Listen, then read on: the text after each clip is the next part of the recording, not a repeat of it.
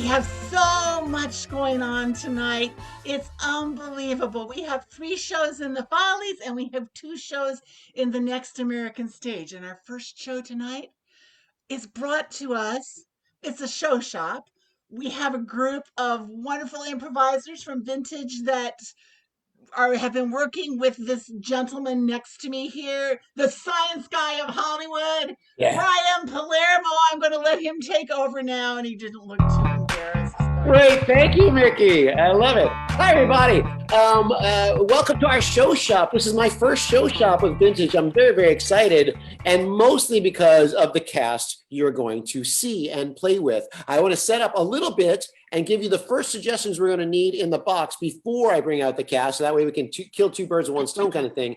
This is a comedic character show shop. So everything we do tonight are going to be very sort of restrained structures. We're not going to get to big narratives and big stories or play big games. It's all going to be about the character. And the characters are going to be improvised and created on the spot in front of you. So what you can do to help move that process along is in the chat box, give us suggestions of 2 things right now.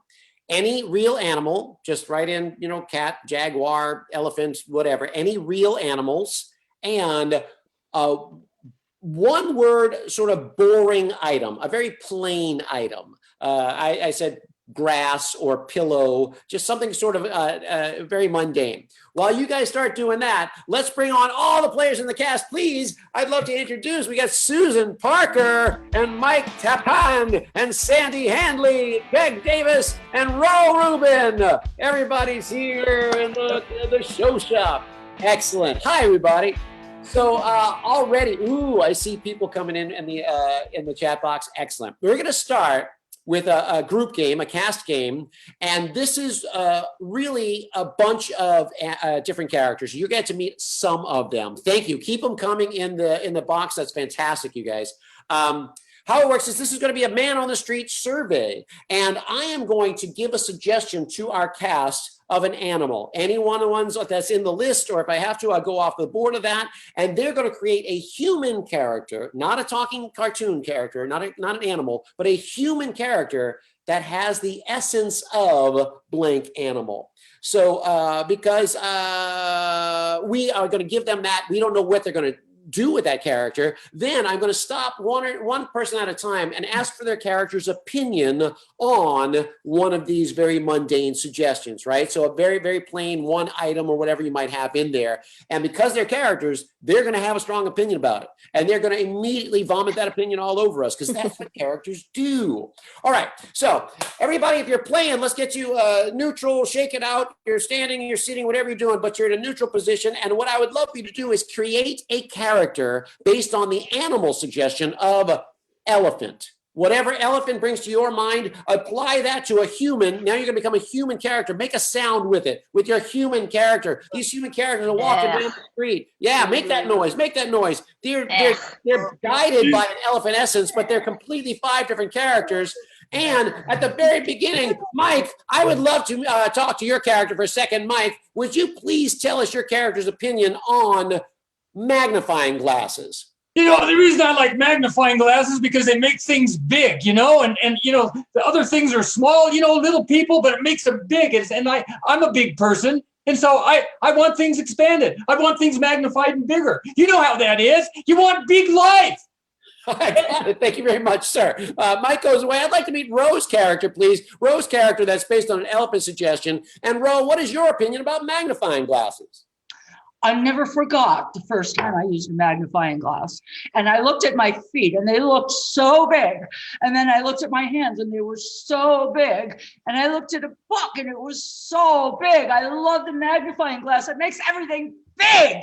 Excellent. Let's bring everybody back up. Drop those characters, drop my elephant characters, and we're going to move on to a completely different set of characters based on the prompt of an animal that is a snow leopard. You're a snow leopard. You're a human that has the essence of a snow leopard. Go. Put it in your body. Put it on your face. Make a sound with it. You're a human with the essence of a snow leopard. And immediately, I would like to know your opinion. Let's keep up Peg's character, please. Peg's character, what is your opinion about oranges? Oranges. Oranges. Oh, I love oranges because of beautiful color and because they complement my white fur so much. Oh, So this new mink that I have, do you see it? oh, yes. I was wondering why you a human had fur, but it's a lovely mink Yes. skull. Yes, Excellent. I Beautiful. like minks quite a bit, And the Oh, orange I just imagine you brings out do. the glow. Very good. Very good. Thank you very much, Peg's character. Let's meet Susan's character. And I would also like, Susan, I would love to know, excuse me, your character's opinion on oranges. Go. I love oranges. I love them because they have vitamin C.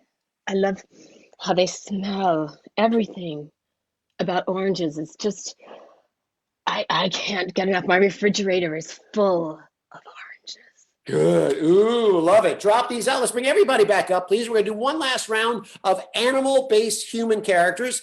I would love you all to create a character now based on the animal prompt of a chipmunk. You are a human character that's got the vibe of a chipmunk. What does that do to your body, your face? Yeah, good. Your energy. Excellent. You're human characters that got a vibe of a chipmunk. And I like to start with Sandy's character. Sandy, I would love for you to tell us, what is your opinion about sneakers? Go. Sneakers. I always wear sneakers. I never wear high heels. I never wear clogs, and I never wear flip-flops. I always wear sneakers because I can move so fast, and then I can slow down talking a little bit. Wonderful. Thank you so much. I appreciate it. And Mike, why don't you're here on the street. I would love to know your character's opinion of sneakers. Well, sneakers are just really, really good because they protect my feet. And no matter where I go, there they are protecting my feet. So I can step on rocks and I can step on sharp things like rocks and bananas and stuff like that. So that I'm always fine and the banana stuff doesn't go through my little toes.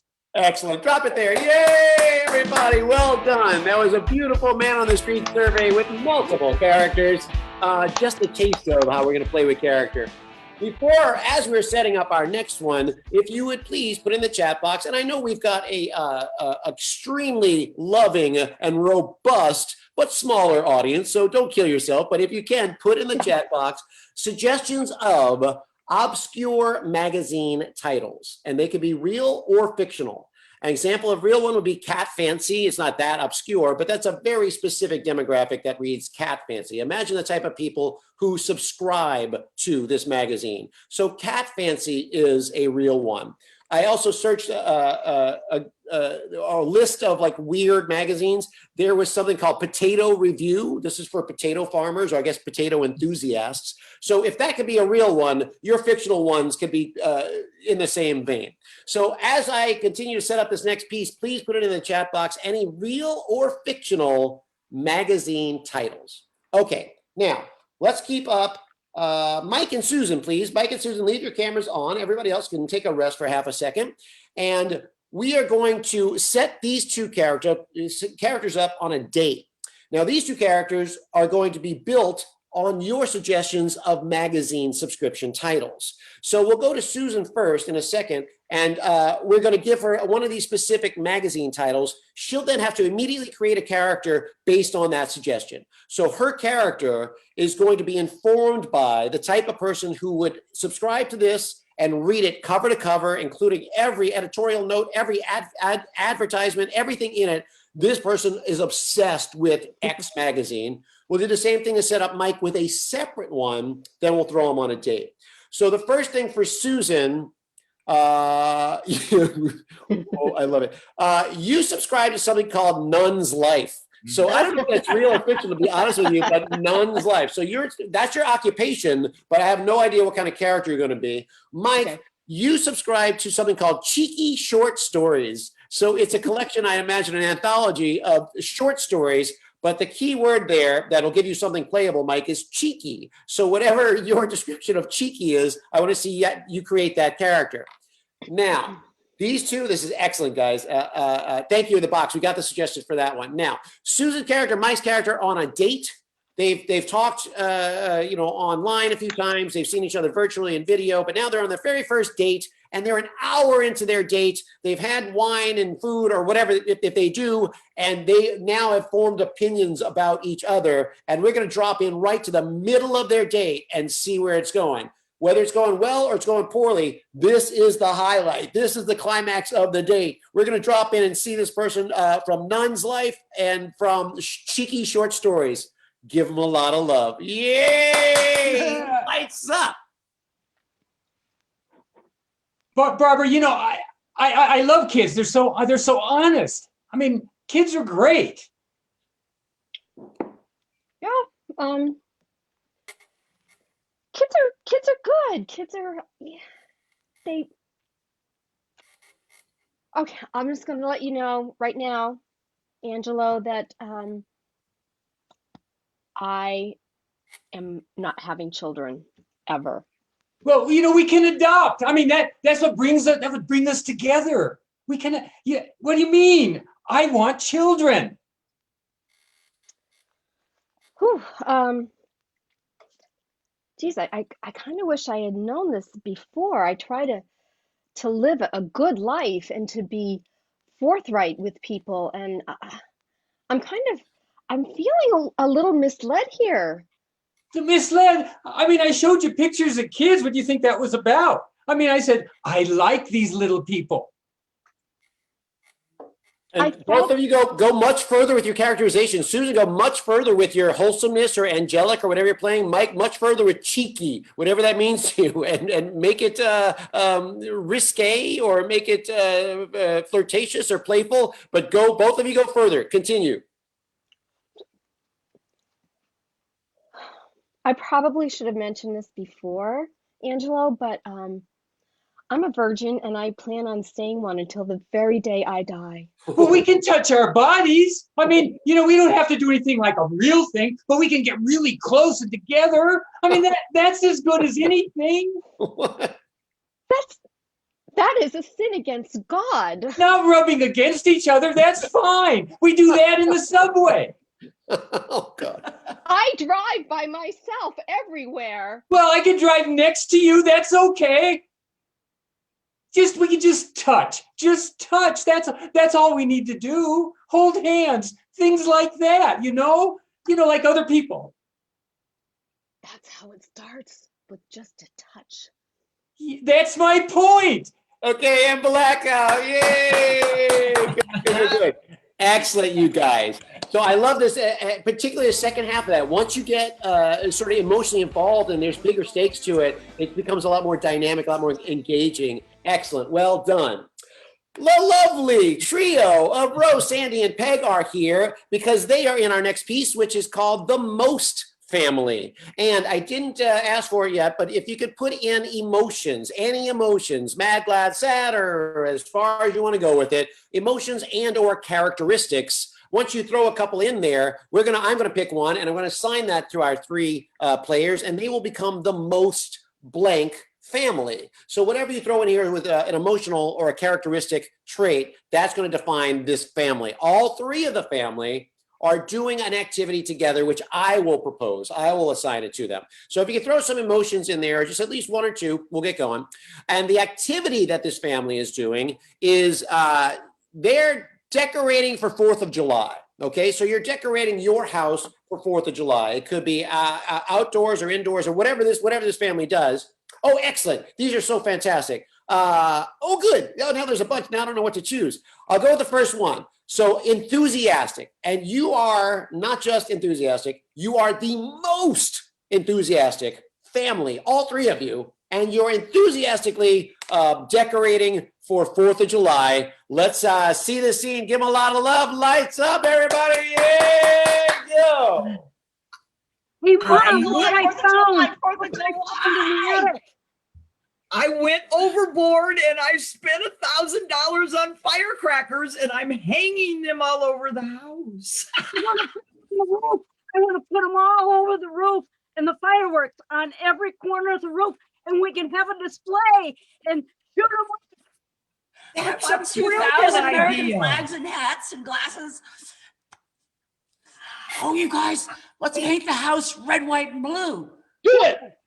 Oh, yes. Okay, out we go. Oh, And a white car, red, white, and blue. I just happen to have some red paint. And why are they so patriotic? Why are they so enthusiastic? Why? This is my favorite holiday because, you know, we're all from Boston, and that's where it all happened. It all started here. We are the seat of history. And then Uncle there's Jimmy. Uncle Sam belongs to all of us. All of us. Yes. Our freedom. Remember Jimmy. Remember Jimmy, because he gave us his service, and even though he's gone, he'd want us to party. This is all for Jimmy. It's all for you, Jimmy. Jimmy! Let freedom ring. Listen, I've got this confetti that we can shoot out of a cannon over the street, okay? I rented this cannon. We got the cannon. We can do the Tchaikovsky fourth. Da da da da da da da da. And blackout. Yay! Great, you guys. Excellent. Jimmy was well remembered. At first I was sad about Jimmy, but this is a party because Jimmy liked to party. Ain't no party like a Jimmy party, and Jimmy party don't stop. Good. Excellent. All right. Let's have everybody come back up, please. We're going to take you now to a town meeting. In the chat box, please suggest anything that would be on the agenda of a small town meeting. For example, they're putting in a playground or taking out a playground. They've added a stop sign, or they've taken away a stop sign. Something that a very small town would have to convene and actually beat it out and talk about it and figure it all out. And in a second, as you populate the suggestions there, I'll pick one and we'll take you to this town meeting. But let me explain how it's going to work. Meg is going to be one of our townspeople who is the moderator of this meeting. She's not necessarily the mayor or anything. She doesn't get to make the decision. She's got to moderate all these people in the town. And Peg, you got your own opinion as the moderator. So, don't just be the host, get involved. But all 5 of these characters are going to be characters chosen by the 5 players. I have no idea what they're going to play. They're not going off of specific suggestions this time. The only improvised angle of this is going to be what the agenda item is. So all 5 of the townspeople have strong opinions about everything. Over talking is okay. The most family was good. There was a bit that was over talky, but everybody was mostly giving and taking focus. Excellent. It'll be the same way, right? Stay alive in the reactions. Oh, now we got a whole bunch of good stuff. Oh man. Let's see. Okay, so the issue in this small town is night terrors. Oh. I don't know if you're having them or causing them or someone is. We'll find out what about night terrors is happening. But it made this town convene a town meeting, and they're going to talk about it. And we'll see where it grows from there. It may go off of night terrors. Who knows? But Peg's going to be our moderator. She'll welcome us to the town meeting, and then we're going to get right into this agenda item of night terrors. Give them a lot of telepathic love. Yeah, lights up. Okay, welcome to town meeting, all of you. I call this town meeting to order right now. On the agenda, the first item is the night terrors that have been happening around our town. How much more of this are we going to take? Gladys, I sympathize with you, but let's hear from everybody. No, but I think we really need night terrors because it's kind of the way the whole world is, and it kind of prepares you for waking up. We need them. No, Dick. My kids start screaming every night at 11, and I can't get any sleep. Well, you can't just coddle the kids. Barbara, we haven't heard from you yet. As the town's leading psychologist, I strongly desire and want the night terrors to stay because it is my main source of income. That's self-serving. Nothing wrong with self-serving. There's nothing wrong with self-serving. I mean, dreams only come to one person. If Becky's children are afraid, then she needs to coddle them, and somebody needs to coddle me too. Can't you give them some pills or something? Together. Make an appointment next week. I'll take care of all of you. I will. Yes, I will. Yeah, the kids just can't go along and just not feel stuff. And so they need to feel things like that. Feel terror. Richard, let Becky speak, please. Did you have something to say, Becky? I was just going to say, Dick, don't be a dick. Well, that's easy for you to say. Okay, watch the language. Watch the language. We keep this a clean town meeting, you all. Sorry, He's Dick. not a dick. He's a prick. Oh. Clara, I kind of resent that. I I'll probably warned have you. bad dreams about it. Richard, that's enough. You've been dreaming about me, prick. Oh. You two take this outside of town Yeah, meeting and it right really scares me too. You're Yeah, right, you come like a monster. You two leave past history out of this. Take your personal problems outside. Yeah. I'm taking notes. Barbara, are you taking notes on this? Oh, I'm taking notes. Yeah. Oh, and hey guys, I just got this off the agenda. There's also a problem with all the manhole covers are missing. All the manhole covers are missing. Well, that's Again? great. I take them off to slow down the cars. Sure. I fall in them when I'm crossing the street. Maybe the Prick. Maybe the terror people will fall down into them. So let's leave the covers off. Oh, sure, that's going to happen. But then the town is going to have to pay for pothole damage with people running over them. That's not going to do. Yeah, but it'll kind of scare me. You think of like big monsters coming out of the hole and things, and then you have more night terrors and you prepare for this world. And I get richer. There you go. Doing with those manhole covers. Richard, you've been reading too many novels. Barbara, you're too self-serving. We need to pull together to come to a common decision. I say get rid of the manhole covers. We want a decision made. I think we should vote. Okay, who wants to make a motion? I make a Okay, motion. Barbara. I motion to get rid of all the manhole covers and keep the night terrors. All in favor? I want it secret. I want it secret.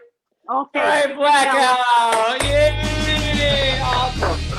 Ridiculous. I have a feeling a lot of real town meetings are analogous to that in some way. Yes, Susan, stay up, please. That's our time, unbelievably, so fast, in my opinion. But I want to say such a grateful thank you to Susan and Mike and Sandy and Ro and Peg and Mickey for having us on, and Scott and Xander for doing everything technical. We love Vintage Improv. Thank you guys so much. Stick around and watch this next show. Thank you, Scott and Xander. Yeah, thank you.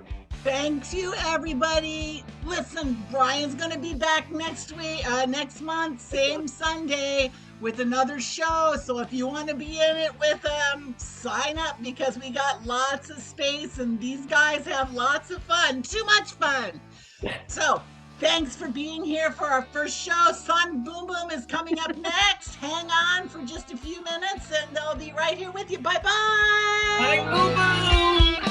Thank you.